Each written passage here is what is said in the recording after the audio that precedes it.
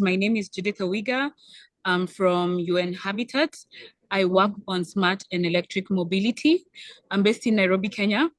Today I'm actually at the World Urban Forum in Cairo, so there might be some background noise, but I'll try to speak clearly so that you can hear me very well. Should I go ahead and start my presentation or? Okay, yes, please do. Okay, let me just share my screen. So I'm going to be presenting on the Solutions Plus project that we have been doing for the past 4.5 years. It's mainly been focused on electric mobility. So the Solutions Plus project aims to set up a global platform for shared public and commercial e-mobility solutions and to kickstart the transition towards low carbon urban mobility. We implemented this Solutions Plus project in 9 different cities as our demonstration actuals. And then we implemented it together with 47 other project partners. It was a Horizon 2020 call funded by the EU. And we also implemented it together with the GEF program, the GEF energy program with UNEP here in Africa. So this is an overview of the different technologies and business models we're covering in the Solutions Plus project. With regards to vehicles, we mainly focused on public transport vehicles, working on supporting passenger and freight transportation. So this was electric 2- and 3-wheelers for first and last mile, especially in the different regions. Electric buses, retrofitting of electric buses and even electric motorcycles. And then with regards to operations, we were looking at different charging solutions. We looked at direct charging, we looked at battery swapping and different charging services. And then with regards to integration, we looked at mobility as a service, eco-routing, fleet bundling, looking at first and last mile. I'll just go back on this slide, and I just want to highlight the different cities that we were working in. In Europe, we were working in Madrid and Hamburg, mainly cities that we could learn from, since they were more ahead compared to the other cities in the project. They did have a couple of needs, but it was mainly a good opportunity for knowledge exchange between the different cities. In Africa, we mainly focused on Kigali and Dar es Salaam. In Asia, we focused on Kathmandu, Nanjing, Hanoi, and Pasig. And then in Latin America, we focused on Quito and Montevideo. So this is an overview of the project that we were working on. We had the toolbox and evaluation where we stored all the data we were collecting and all the things we were measuring on our website platform that is actually openly available. We also focused on capacity building, city-to-city cooperation and professional development. I just wanted to highlight that is one of the areas that UN Habitat was very active in. Then we had a market of solutions and business models. This was mainly incubation of different startup ideas for the e-mobility solutions. Then we had the demonstration and pilot projects where they were implemented in the specific cities we were working in. Then we looked at scale up and policy, working with government and financing institutions to support the transition to low carbon mobility. And then there was exploitation and dissemination, where we share the knowledge, publications, and then obviously management of the projects. So this is just an overview of the e-learning modules that we developed in the program. We started from basics of electric mobility, introducing people to what it was. In this project, we mainly looked at more than just electrifying cars. In fact, cars was not our specific focus. Like I mentioned, our focus was mainly on public transport solutions, shareable vehicles. So these are bicycles, motorcycles, buses, such kind of vehicles. And then on ECOS2, we looked at electrification of buses and integration in cities' public transport systems. In ECOS3, we looked at mobility as a service and intelligent transport systems. This was mainly on the integration aspect. In ECOS4, we looked at electrification of paratransit, which is a topic that is very interesting and evolving. especially in developing countries. And then in ECOS 5, we looked at e-freight. Another aspect of our capacity building was city-to-city peer-to-peer training, where what would happen is if there are different cities that had similar interests, we'd have an exchange of knowledge between the cities. So for example, we had an exchange in e-bike sharing systems between the cities in Africa, that was Kigali and Dar es Salaam, and the cities in Asia, so that was Hanoi and Kathmandu and Montevideo.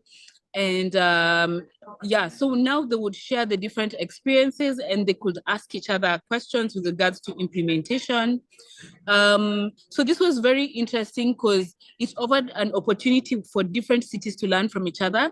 Even though we had specific cities participating in this Solutions as project, I must mention that if the topic was interesting to any other city or any other person in any other region, they were still welcome to participate. The only thing was that the content was tailored to the participating cities. But one of the things we realized is that a lot of the training was relevant and it was cutting across. So one of the things we saw, like especially in Africa, we got a lot of interest from West Africa, cities in West Africa or people in West Africa or South Africa participating in our trainings. And then now this one is mainly focused on the startups. This was on the incubation and the demonstration actions. So UN Habitat had a very specific role in catalyzing this innovative technology through private public partnerships, where we worked with government and startups, linking them.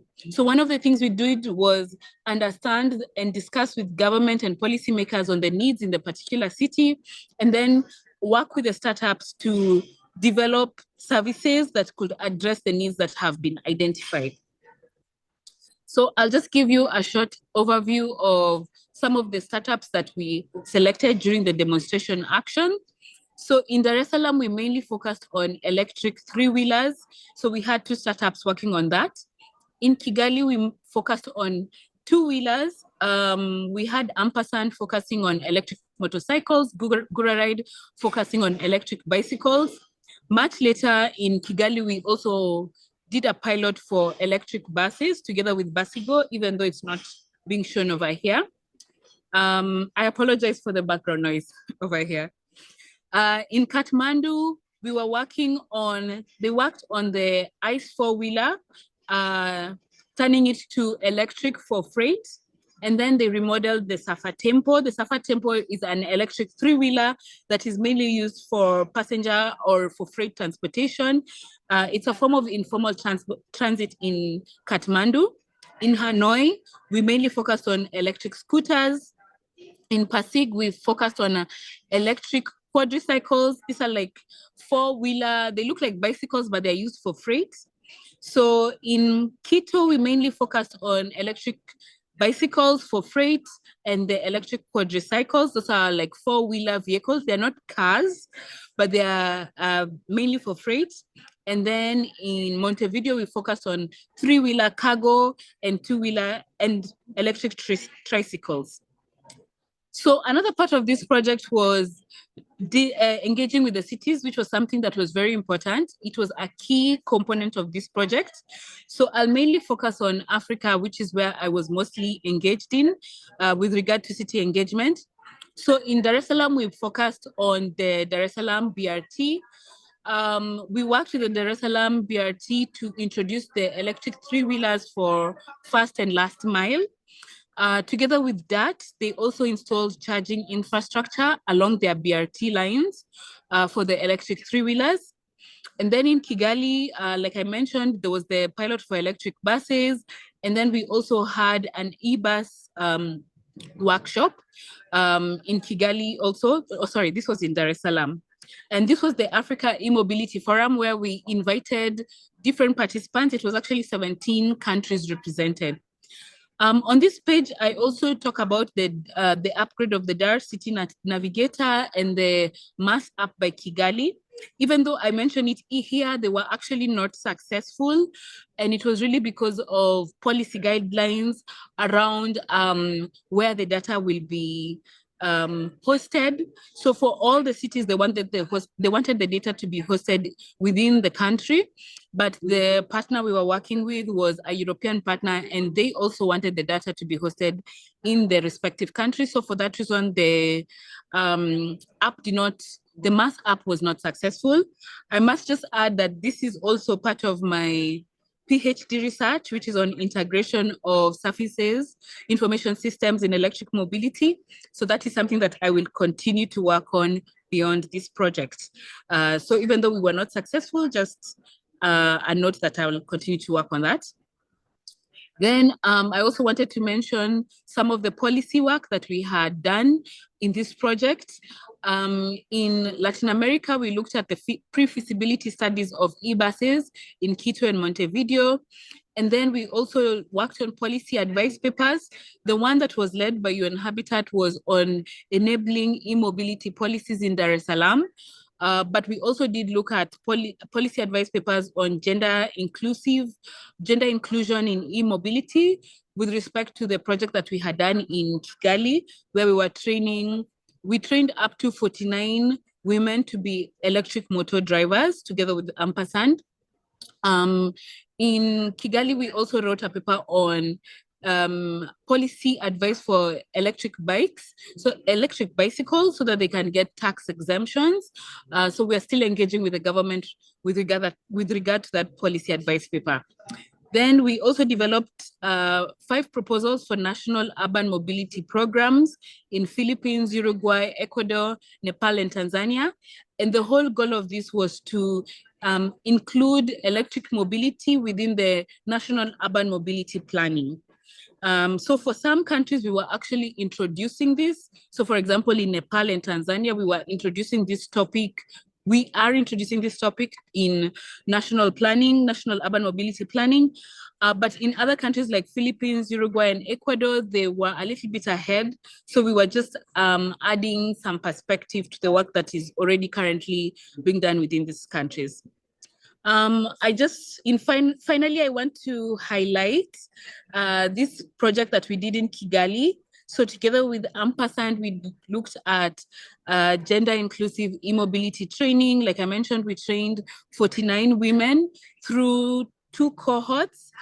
With Ampersand, we also handed electric bicycles to them. They paid at a lower rate, so it was not free electric bicycles. The ladies still had to pay to work through them, but it was at a lower rate, like half the cost was actually sponsored by UN Habitat. So yeah, I just wanted to, I'll skip through this. Yeah, this is the success of the project that we did in Kigali. And we did it together with the Urban Electric Mobility Initiative, Ampersand, GIZ, and Jali Finance that was supporting in financing of that project. Just some reflections from that project, just to highlight this gender inclusive component. One of the things we learned from this project was, before starting this project, was to do a baseline assessment to understand other gender inclusive projects that had been carried out, especially e-mobility projects, their successes and their failures. And then from these lessons, we included that in our training for the women. So one of the things we learned was that for the women, they needed a protected area, like a place where they wouldn't be open to ridicule from members of the public, where they felt safe to train. Then things we considered was measures to retain the women as electric motor drivers. So ensure the conditions for the women to use these vehicles in real life conditions. So one of the things that came out was the working hours for the women needed to be flexible to reflect the different responsibilities that they had in life.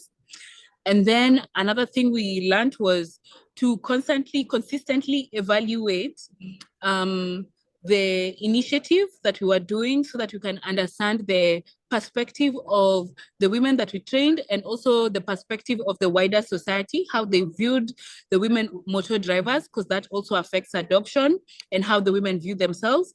And finally, to disseminate, which was to share our learnings and to replicate this. So I must say that one of the successes of this gender inclusive e-mobility training was we did scale this up.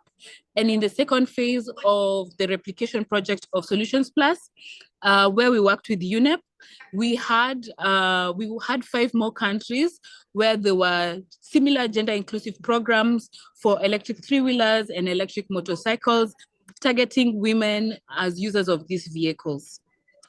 Yes, so in summary, that is the Solutions Plus project, and I'm open to any questions that you may have. Oops, sorry. Yes. Thank you very much. Thank you very much for that. Yeah, really very interesting. I see some icons clapping there, which is brilliant. So just to open up then to those who are attending to ask if there are any questions anyone would like to ask. I'll have one, Judith. Judith, first, I must make sure that you hear me. Hello, Judith. Do you hear me? I can hear you clearly. I can hear you clearly. Okay, all right. That was a brilliant run. I'll be a bit slower because I'm this old creaky fellow, so I'll speak slowly. Now, in aggregate, Africa is low carbon. Mobility in Africa is low carbon. So, why should we worry that Africa will evolve into dirty, high carbon ecology? And that is one. And if you're worried about the emerging cities of Africa, question, what's going on? What is the dynamics in the cities of Africa? We have to address that question with good clarity before we can talk about capacity building, before we can talk about technologies. At the very base of the examination, we must look at how the state, market, and society are interacting in Africa. We just have to understand that. Before we think about training and insights from anywhere else, we must know what is happening. So my question, what is going on? And the final one is, this one is the most beautiful of them all. What's your PhD question?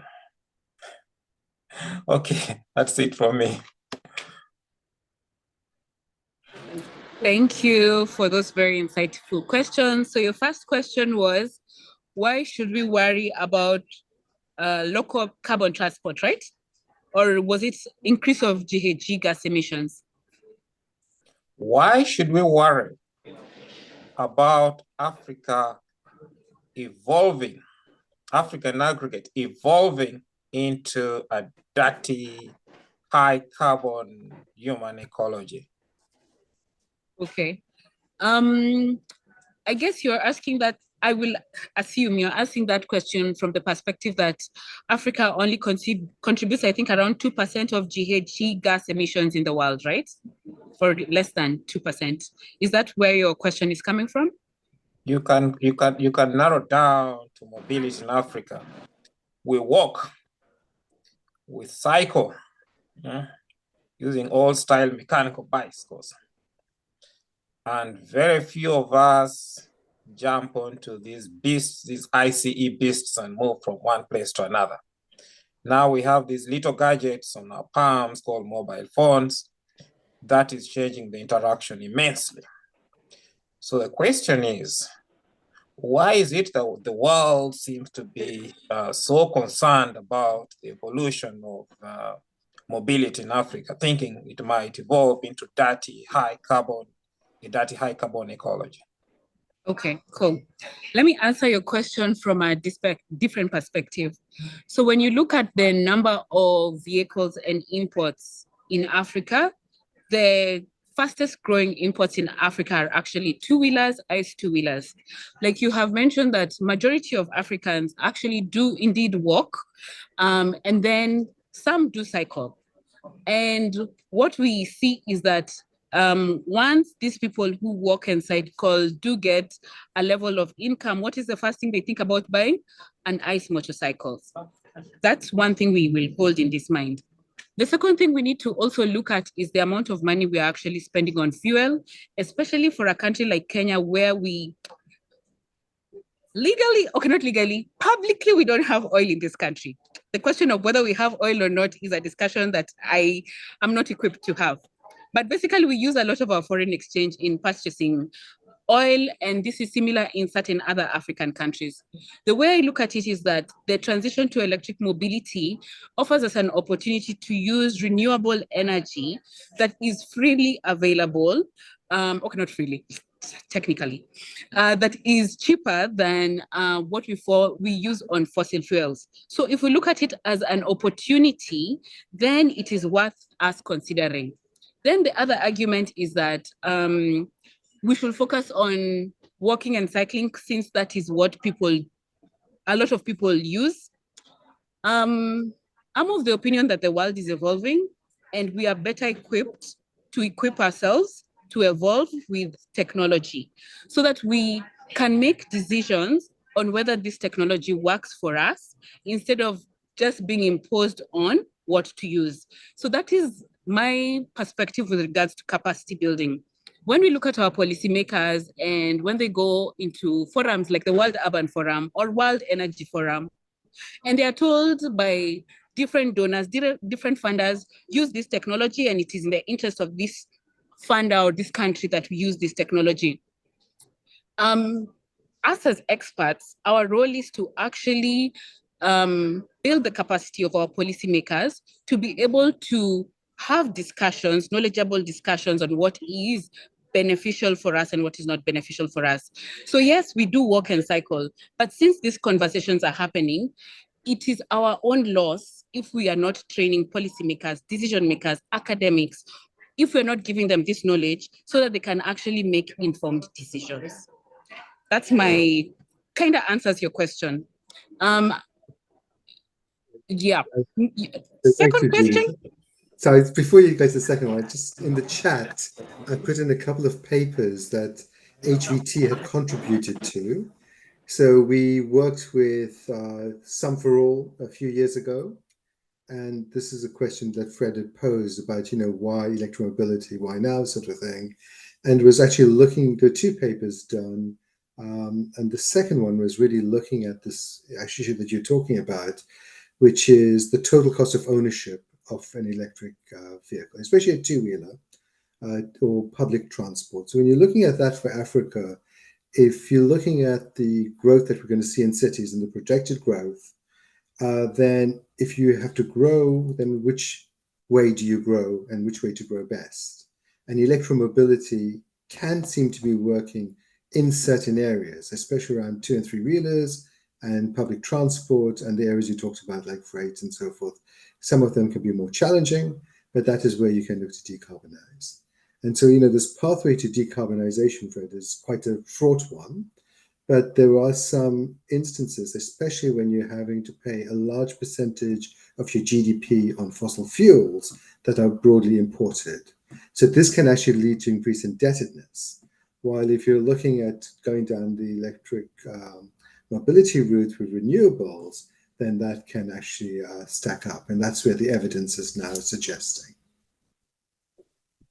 And if I could just very quickly add in, your question, Fred, and your answer, Judith, both together kind of made me think about all the other things around transport that are enabled by transport. So looking at different transport options means you can, based on what's available, determines how the physical structures, where housing is and where businesses are and how far apart they can possibly be, and the mix of businesses and the skill sets those businesses want. All things all those kind of questions around the economy are underpinned in many ways by the transport that is available, and the transport options, and so it isn't just about the decarbonisation piece. It's about this enablement piece, enabling society to do what society kind of wants to do. So just to throw that in there as well.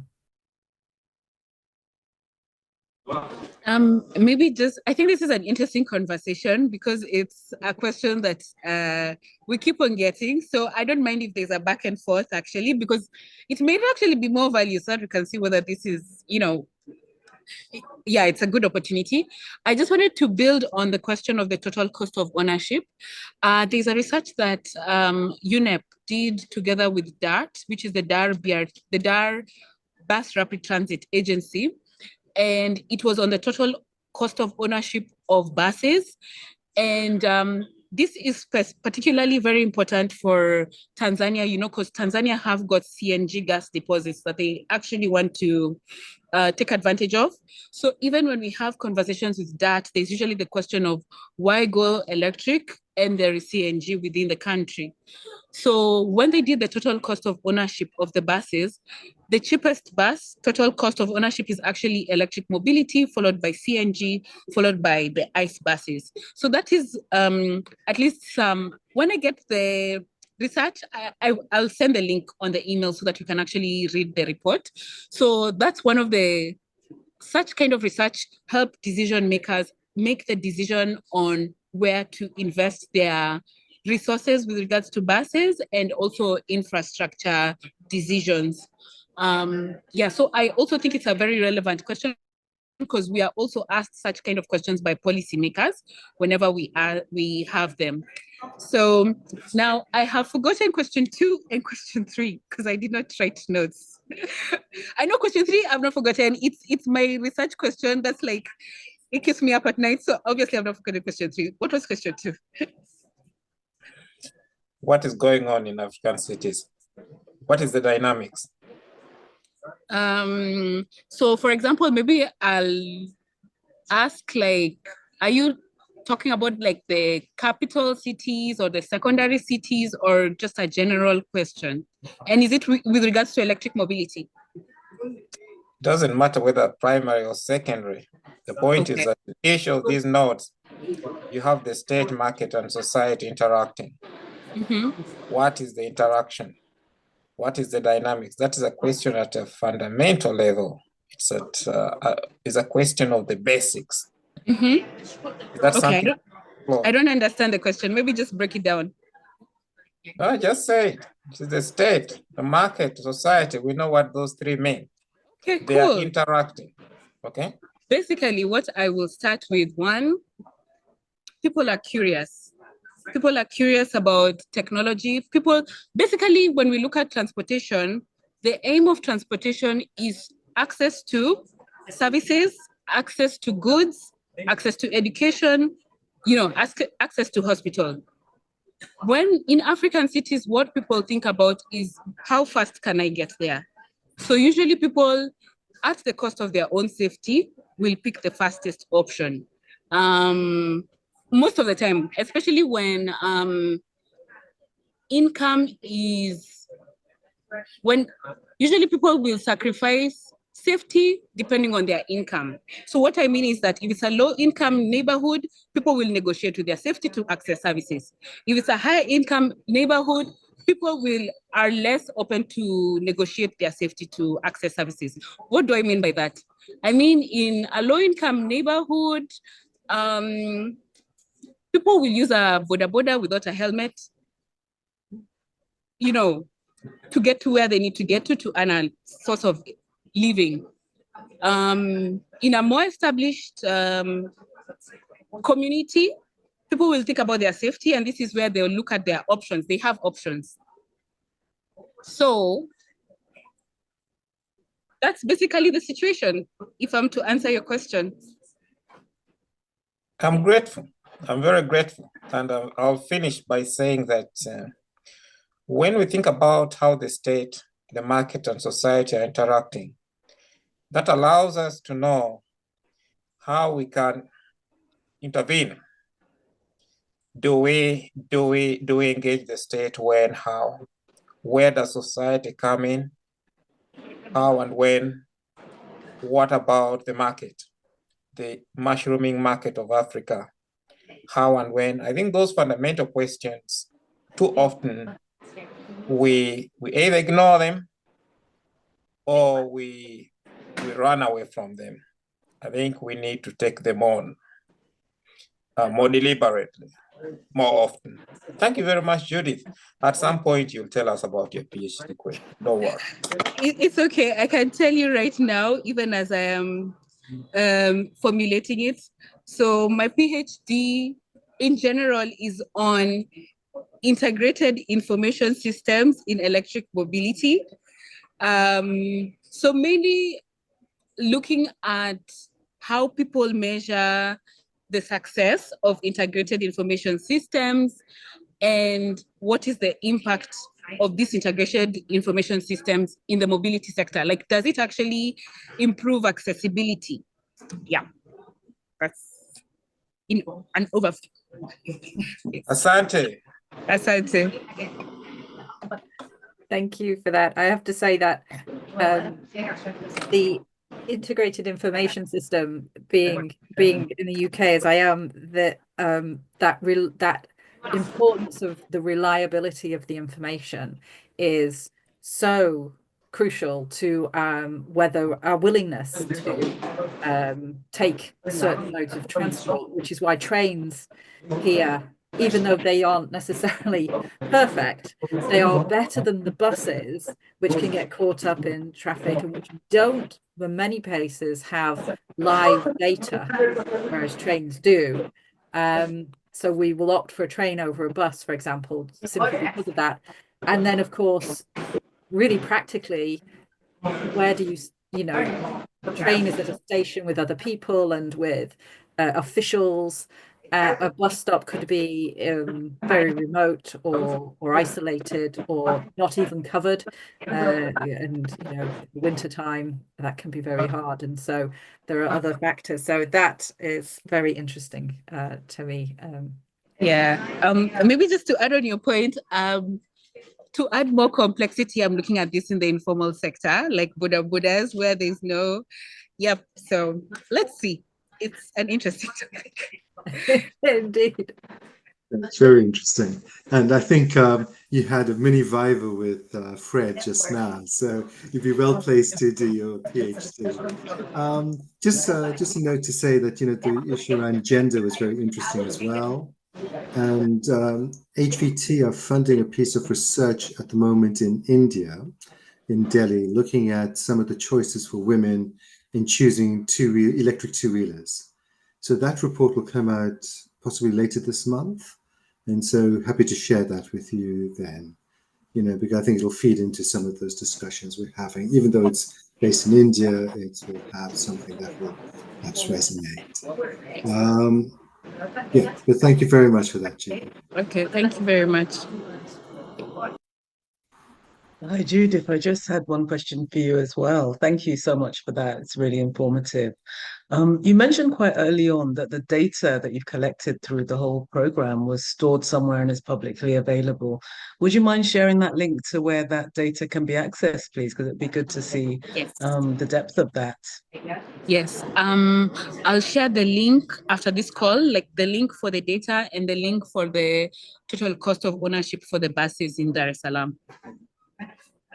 Thank you.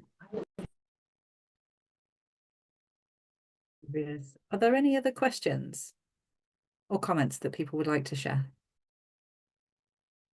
Just there is an initiative that's going on when you're talking about data for Constance and Judith to be aware of. It's called the Transport Data Commons Initiative. And yet again, it's a piece of work that's going on with many different actors involved. But we're at HVT are funding the development of the prototype of the software. And this will actually allow different data sets to come together. So the idea is that you have very large data sets, a bit like some of the Asian transport observatory data that will be at a very large scale, but then it'll also then look at what they'll call community data, something that is more specific. So this is very much in this phase of development, but conceptually, there's quite a lot have been talked about it. And I'll see if I can put a link into the chat as we go on. I'm not very good at multitasking, I'm afraid. But it was something, so I think yet again, it's something just to be aware of and keep an eye on. I mean, yet we had funded some pieces of work across an African urban mobility observatory, which was done by Go Metro a couple of years ago, and that was looking at specific countries, and some of that country data is available.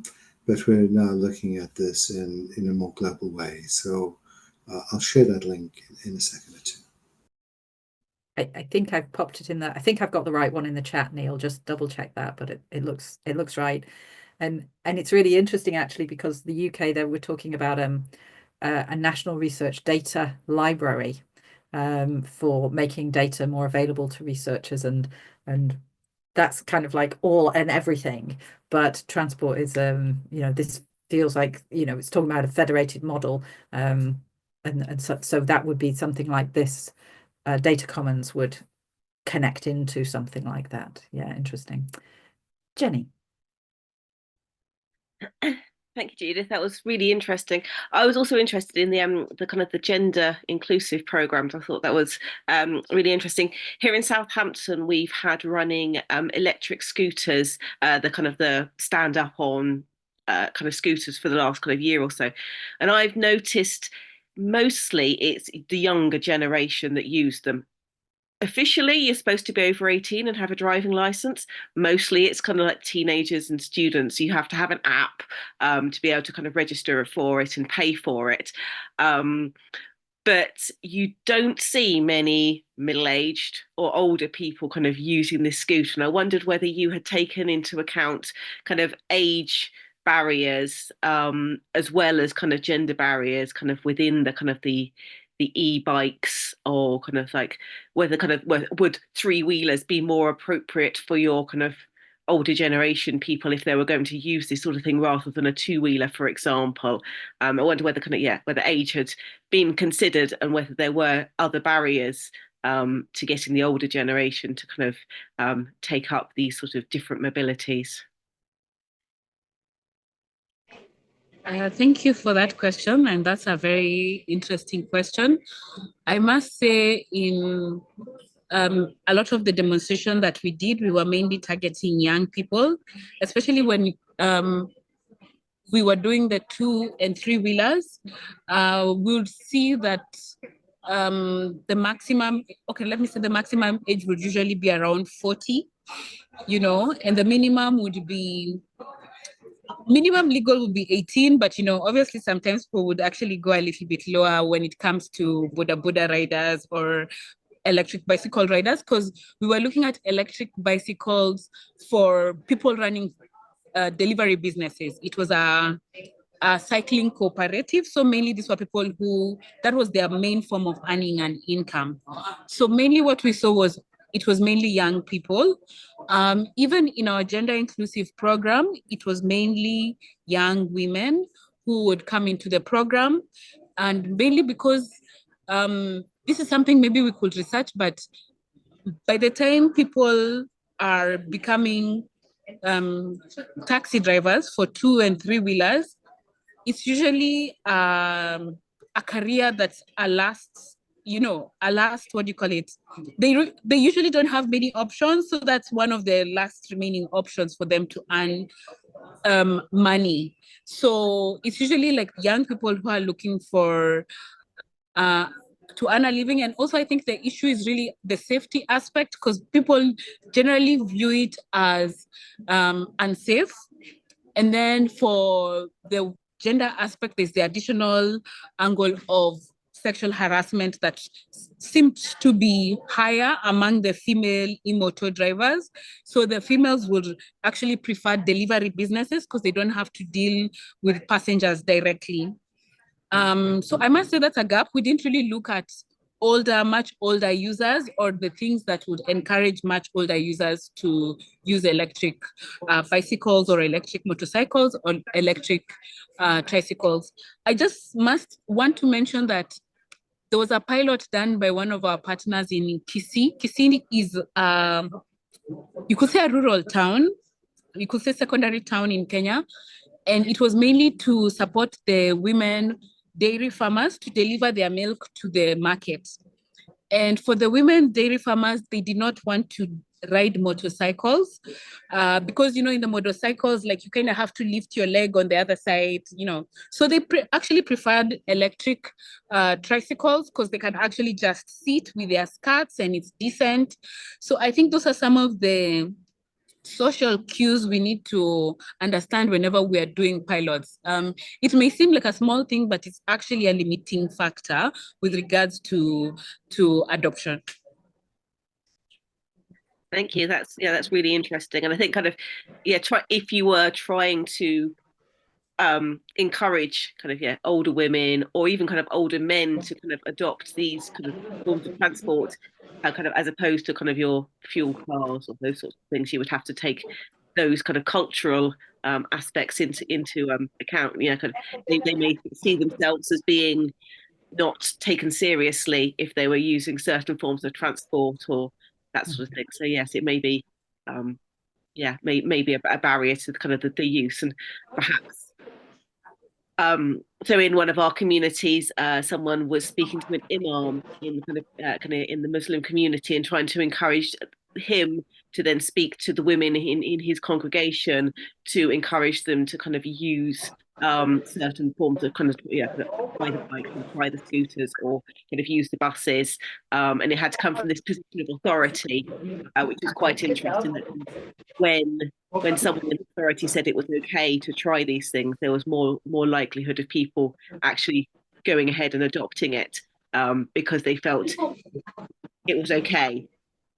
And I think that was quite interesting as well. That sort of people in groups choosing to do things together. Yeah. Also, just to broaden the conversation of inclusion, I've just remembered that in Dar es Salaam, I focus a lot on Dar es Salaam because I think it's interesting. In Dar es Salaam, along some BRT stations, the DART has set aside persons with disabilities to have a parking for three-wheelers. These are ICE three-wheelers, so that they are assured of customers.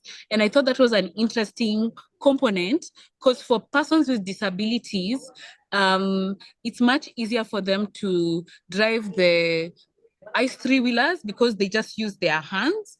And I thought and then still in Dar es Salaam, in the bicycle cooperative, there was one cyclist who had an ICE three-wheeler bicycle where he would still do deliveries, but he had disabilities. So I think with regards to very conservative communities, persons with disabilities, and maybe even now we can consider older persons, I think the three-wheelers would be a good opportunity for us to pilot and look into that.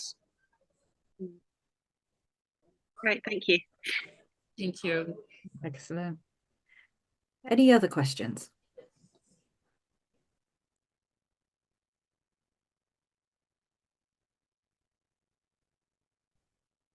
We are coming very much to the end of our hour. I was very, very quickly just back to the gender differences. I wondered if you saw great differences in the different cities that you looked at in that respect of users, and I'm partly prompted because when you presented, you talked about some of the women wanting a safe place, and I thought you were going to go on to say a safe place to for example, park the bikes or ride through, but you actually said training, which surprised me. I hadn't expected it to go that way, and it made me think about the differences. I mean, here are gender, but other differences that are location based, where we are in the world, sort of thing.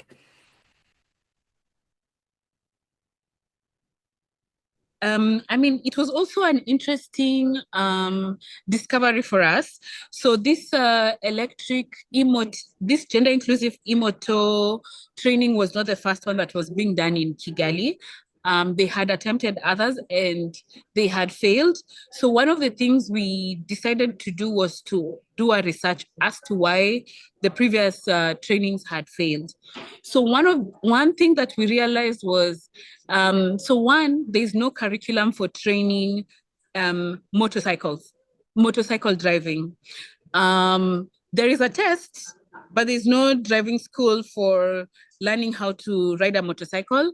I'll just say, like, for example, in Kenya, what I've seen is young people do it by trial and error. You take somebody's bike, you practice, and then you go and do the test.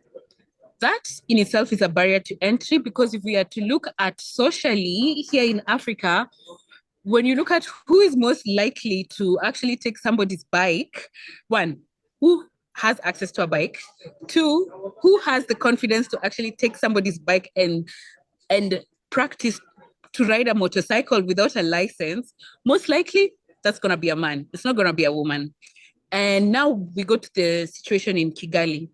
So in Kigali, it's a very conservative culture with respect to Kenya, I must say. So when the women were being taught, because now they started classes for e-motor training, and to learn how to ride an electric motorcycle, you first start with an ICE motorcycle.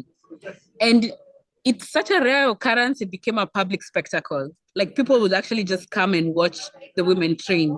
And that in itself became a barrier, because the women already culturally, it's not something that's common. People are watching them, people are laughing at them, you know, when they're falling down. And that's in the training ground. They're not going to the road. So as you can see, the barriers of entry just keep on increasing. The level keeps on increasing. So this was something that we learned after doing interviews with previous graduates of this training program, like asking them, so you've been trained, why aren't you riding a motorcycle? You know, so such kind of insights we got from that interview. And then with the driving school, one of the things we decided was that when we train the women, it has to be in a space where they're not a public spectacle. It's safe. They feel safe enough to ride the bike, to learn. And then even when they go into the market, one of the things we negotiated with the company Ampersand is, for the first 2 months, they are not charged they don't have to repay their loan, because now it was putting pressure on them they have to be earning money, but they also don't have confidence on the road. So for that 2 months, they can build their confidence on the road, they can earn some money, some little money. So that was the insight that we got from Kigali. In Kenya, we actually see a higher number of motorcycle drivers who are women, but not a high percentage. So for example, in Kigali, before we started this gender inclusive program, Ampersand said they only had one female e-motor driver, but now the number has increased. In Nairobi, because I know there's a company called Greenfoot that has been very intentional about training and working with women e-motor drivers. We see a higher number of female both ICE and electric motor drivers, but Greenfoot has been very intentional. And even though a part of our scale up, where their program was full of female e-motor drivers, and for them, there was a lot of demand for it. Yeah, I've not done really research on the Kenyan aspect, but I think that's probably something we need to look at. But yeah, those are just some of the cultural things that it would have been easy to overlook if we did not talk to the women drivers. Yeah, really, really good point of understanding, the kind of the user needs and the barriers. Brilliant. That's been fabulous. Really, really interesting. Thank you so very much, Judith, for your time and your insights. I really appreciate that. So with that, I will stop the recording. That'll be the first thing I do.